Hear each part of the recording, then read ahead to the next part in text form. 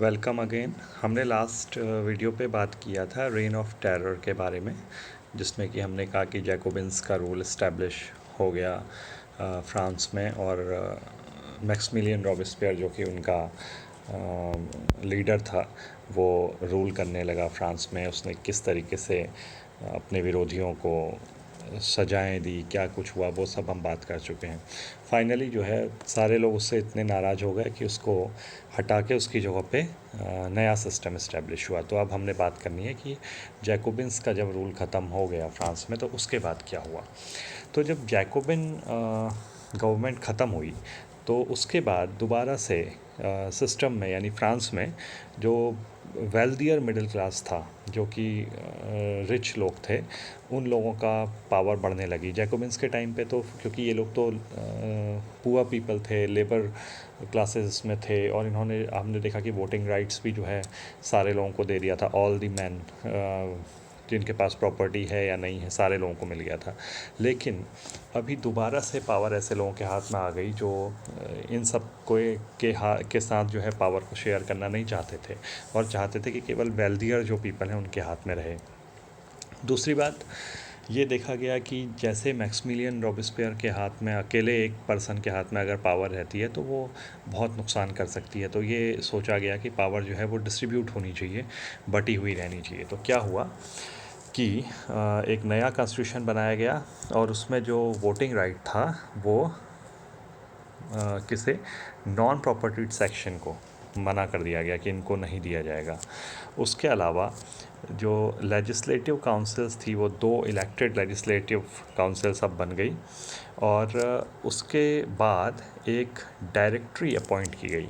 एक लेजिस्लेटिव जो थी वो 2 अलग अलग काउंसिल्स बनने लगी, और एग्जीक्यूटिव के लिए, यानी कि जो रूल करेगा, क्योंकि किंग तो ऑलरेडी ख़त्म किया जा चुका था जैकोबिन्स के ही रूल में, तो अभी जो एग्जीक्यूटिव थी उसमें 5 मेंबर होंगे, 5 मेंबर्स। ये लोग मिल के एक डायरेक्टरी बनाएंगे, और ये डायरेक्टरी इसलिए 5 लोग इसमें रखे गए कि एक सिंगल पर्सन के हाथ में पावर ना जाए। ठीक है। उसके बाद लेकिन दिक्कत क्या हुई कि ये जो डायरेक्टर्स थे ये मिलजुल के काम नहीं कर पा रहे थे, इनके बीच में जो है क्लैशेस होने लगे, और इसकी वजह से जो है इंस्टेबिलिटी आने लगी। कोई बहुत ज़्यादा स्टेबल सिस्टम नहीं बना। तो अल्टीमेटली ये डायरेक्टरी रूल भी जो है ये सक्सेसफुल नहीं रहा, और फाइनली एक मिलिट्री लीडर था फ्रांस का जिसका नाम था नेपोलियन बोनापार्ट। ये राइज़ कर गया पावर में, ये डिक्टेटर बन गया, और इसने पूरे फ्रांस में जो सिस्टम था उसको कैप्चर कर लिया। तो ये हम इसके बाद इसको भी थोड़ा सा देखेंगे। तो ये डायरेक्टरी रूल के बारे में है कि इस पे देखिए कितने डायरेक्टर्स हुआ करते थे, 5 डायरेक्टर्स हुआ करते थे। और नेपोलियन का जो है क्यों राइज़ हुआ, इस पे क्वेश्चन पूछता है, तो इन चीज़ों को हम ध्यान में रखेंगे। ओके।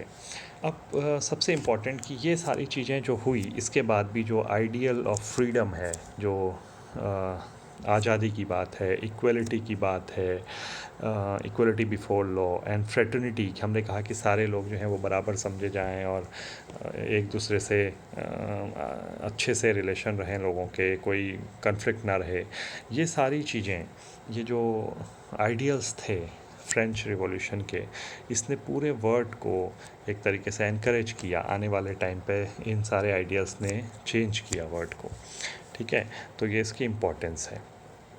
नेक्स्ट हमारा टॉपिक है कि औरतों का, लेडीज़ का इस रिवॉल्यूशन में क्या रोल रहा, क्या उनको, उनकी लाइफ में भी कुछ चेंजेस आए, उन्होंने कितना पार्टिसिपेट किया और कितना उनको इसका बेनिफिट मिला। ठीक है। तो देखिए, बहुत स्टार्टिंग से ही वेमेन का इसमें रोल रहा। उन्होंने जहाँ पे भी पॉसिबल था वहाँ पे इसमें पार्टिसिपेट किया, एक्टिव पार्टिसिपेट किया। ऐसा नहीं है, उन्होंने जो है एक्टिवली पार्टिसिपेट किया इस पूरे रिवॉल्यूशन में, और बहुत सारे चेंजेस में जो है उन्होंने अपना कंट्रीब्यूशन दिया। लेकिन और उनको ये लगता था कि इसके बाद जो है कुछ चेंजेस आएंगे उनकी लाइफ में। लेकिन हुआ क्या कि हमने देखा कि जब 1791 का कॉन्स्टिट्यूशन आया तो जो लेडीज़ थी उनको वोटिंग राइट भी नहीं दिया गया, उनको पैसिव सिटीज़न बना दिया गया, उनको प्रॉपर्टी का राइट नहीं था, उनमें एजुकेशन का लेवल बहुत कम था। वो लोग एक्टिव रोल प्ले करते थे अपने परिवार के लिए, वर्क भी करते थे, कई बार अर्न भी करते थे। सारी चीज़ें होते हुए भी उनकी कंडीशन जो थी वो समाज में कोई अच्छी नहीं थी।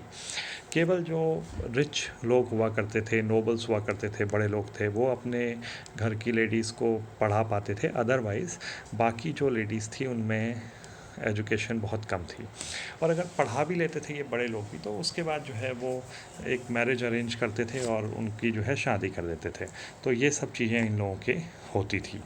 और जो लेडीज़ थी उनको वेजेस भी जो है आदमियों के कंपैरिजन में कम दिए जाते थे, उनको कम मजदूरी दी जाती थी। तो ये जो कंडीशन थी महिलाओं की, ये कोई अच्छी नहीं थी फ्रांस की सोसाइटी में।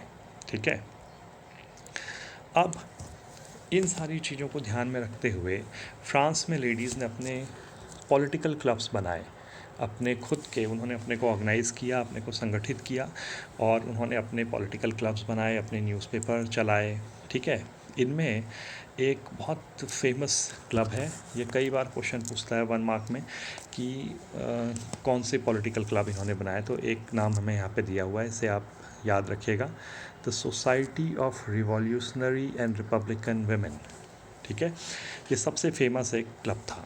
अब ये जो वेमेन के जो पॉलिटिकल क्लब थे, इनकी डिमांड ये थी कि महिलाओं को पॉलिटिकल राइट्स मिलें, मैन की तरह उनको वोटिंग राइट मिले। जैसे कि 1791 के कॉन्स्टिट्यूशन में उनको केवल पैसिव सिटीज़न बना दिया गया था, ऐसा ना हो। तो ये सारी चीज़ें वो चाहते थे, लेकिन गवर्नमेंट ने इनकी डिमांड्स को एक्सेप्ट नहीं किया। अब ऐसा नहीं है कि इनकी लाइफ में कोई चेंज ही ना आया हो। वेमेन के जो लाइफ थी उसमें कुछ चेंजेस आए। रिवॉल्यूशन होने के बाद जो है कई सारी चीज़ें बदली, जैसे schooling was made compulsory for all girls. तो अभी जो एजुकेशन का हमने बात किया कि पहले वो पढ़े लिखे नहीं होते थे, तो अभी ये हुआ कि सारे जो लेडीज़ थी उनके लिए स्कूल जाना गवर्नमेंट में कंपलसरी हो गया। अच्छा, मैरिज जो अभी तक उनके पेरेंट्स उनके लिए अरेंज करते थे, तो वो अब उन एक तरीके से उनकी भी राय इसमें मैटर करने लगी, तो उन पे फोर्स नहीं किया जा सकता था मैरिज अब। तीसरा जो है डिवोर्स में भी अब इनको बराबर राइट मिल गया, वेमेन एंड मैन को। पहले केवल मैन के पास हुआ करता था, लेकिन अब महिलाओं को भी मिल गया। उसके अलावा इनको जो है जॉब्स जो कर सकते थे, अब ये ट्रेनिंग ले सकते थे, उसके लिए आर्टिस्ट बन सकते थे, स्मॉल बिजनेसेस चला सकते थे। तो ये सारी चीज़ें हुई। अब यहाँ पे एक क्वेश्चन बनता है, ज़्यादातर 3 मार्क्स में पूछा जाता है कि क्या चेंजेस आए उनकी लाइफ में रिवॉल्यूशन के बाद, तो ये हम यहाँ पे मेंशन करेंगे। ठीक है, लेकिन ये जो इनका संघर्ष था पॉलिटिकल राइट्स के लिए, इक्वलिटी के लिए, ये यहाँ पे ख़त्म नहीं हुआ, क्योंकि कुछ राइट्स तो मिले हैं इन्हें, लेकिन इक्वलिटी अभी नहीं मिली है। तो ये चलता रहा, और रेन ऑफ टेरर के टाइम पे भी इन्होंने वेमेन क्लब्स ने इसके लिए अपनी डिमांड करी।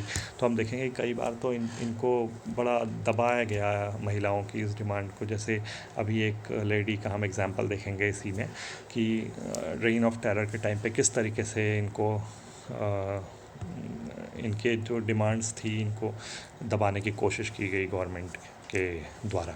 ओके, अब ये जो राइट्स महिलाएं डिमांड कर रही थी, ये उनको उस समय नहीं मिले, क्योंकि फिर तो इसके जस्ट बाद डायरेक्टरी रूल आ गया, फिर नेपोलियन का रूल आ गया। लेकिन फ्रांस में वो डिमांड करती रही, और एक बहुत लंबा संघर्ष चला है महिलाओं का पॉलिटिकल राइट्स के लिए।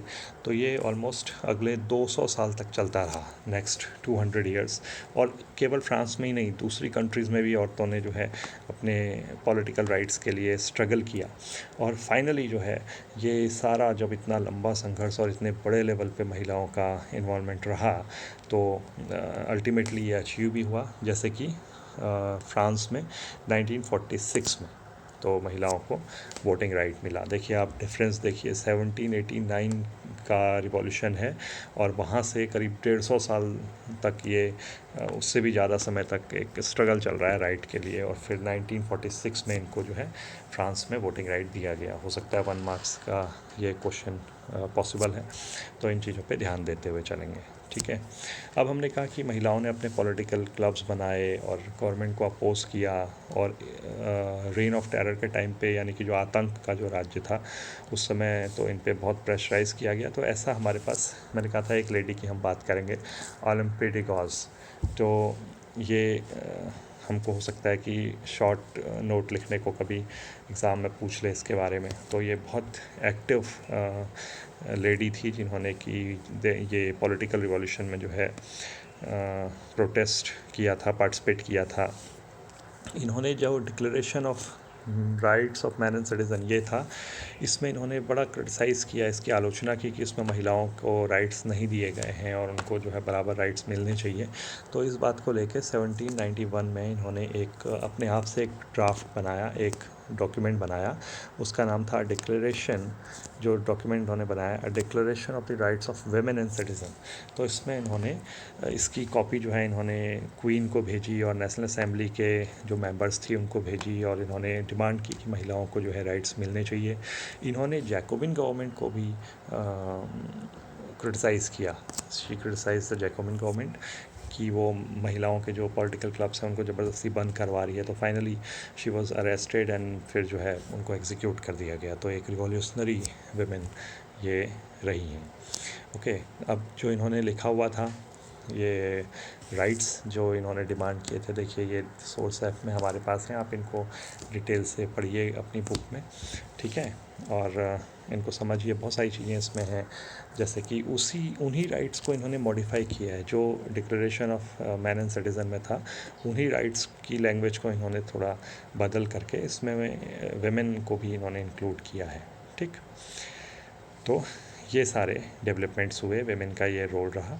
अब नेक्स्ट टॉपिक हम करेंगे नेक्स्ट वीडियो में, और ये लास्ट ही होगा। अब ये हम almost at the end of the chapter हम इसमें हैं। तो नेक्स्ट टॉपिक में हम कवर करेंगे स्लेवरी को, कि वो किस तरीके से अबॉलिश की गई, और फिर राइज़ ऑफ नेपोलियन। ठीक है, ओके, थैंक यू।